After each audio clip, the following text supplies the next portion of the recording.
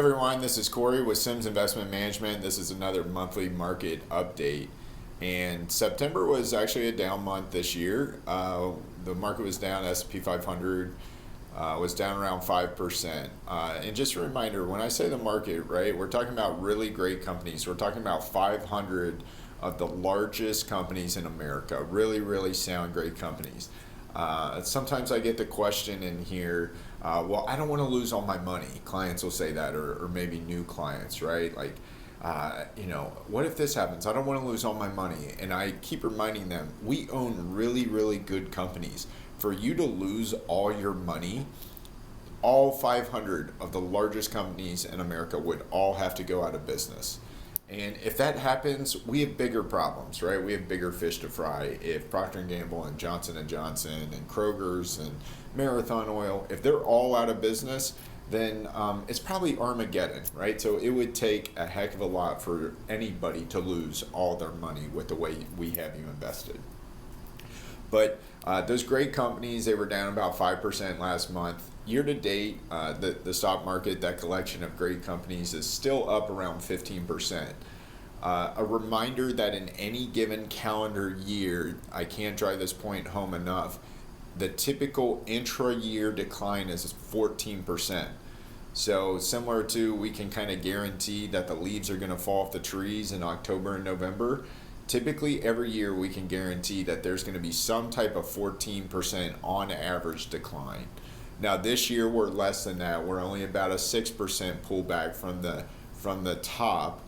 So we're below that average, but we are getting into the point of time where October historically is the worst month of the year in the market. Now that doesn't mean that it's historically negative. It still has a historical positive return in October, but we do typically have some type of pullback sometime in September and October. Some years it's bigger than others. Usually, historically, it bottoms sometime around mid-November, and then we get that Santa Claus rally into the end of the year where people are putting 401k bonuses in, saving a little bit of money. Usually that carries over into January as well.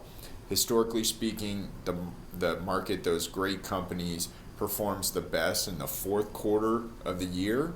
And the first quarter of the following year is historically the second best performing quarter in any given calendar year. One really important point that just like is getting a lot of headlines right now is that inflation continues to run a little bit hotter than what even the Fed or some of the quote-unquote experts were predicting. Right now we're running at about a 5% inflation rate year over year. And why that's super important is if you know a bunch of people sitting on cash or sitting on money markets or have way too much bond exposure, 40-50% of their bonds, of their portfolio in bonds, they're getting a significant negative real return. When we say real return, think of it as if you're getting a 2% return on your bonds, but then inflation is 5%, your real return is actually negative 3%.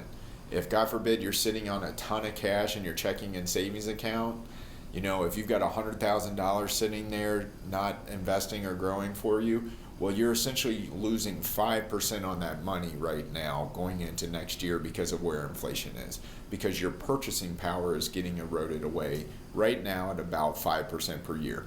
That's why we invest in great companies here. It's why we are constantly thinking about how can we have dividends be inflation killers to keep up your purchasing power over the long run. Jerome Powell has had a couple of news conferences recently that's addressed this. This is Friday, October 8th when I'm recording this video. We just had the jobs report for October come out. It was a little disappointing. So you're going to continue to hear in the headlines about tapering and when is the Fed going to start raising interest rates and stop buying bonds. A lot of this is just noise, right? We've been through this before. The market's digested this before. Again, we own over 500 really great companies, so they'll figure out a way to survive in this as well. Last but not least, I have to bring this up. I thought it was really interesting. MIT just released a study this past month, and I quote, they said that investors who are Caucasian males over the age of 45, married, or consider themselves as having excellent investment experience are more likely to freak out and dump their portfolio during a downturn. I bring this up because I can honestly say that I've seen this from my own experience. It's typically the demographic that panics in any type of market downturn. This is not an attack on that type of segment or our client segment in that demographic. It's more of just like your doctor telling you, hey, based on your genetic makeup, you might be more likely to develop heart disease or diabetes or some other health condition, right? We just want to be aware of it. We want to have a plan. If all of a sudden that tends to be your gut reaction when there is a downturn, we want to talk through that with you so that way we don't step on any landmines if there is a pullback in our future, which there should be, like we said, in any given year. So I hope this is helpful this month. I hope everybody has a great rest of October. Stay safe. Happy Halloween, and we'll see you next month. Thanks.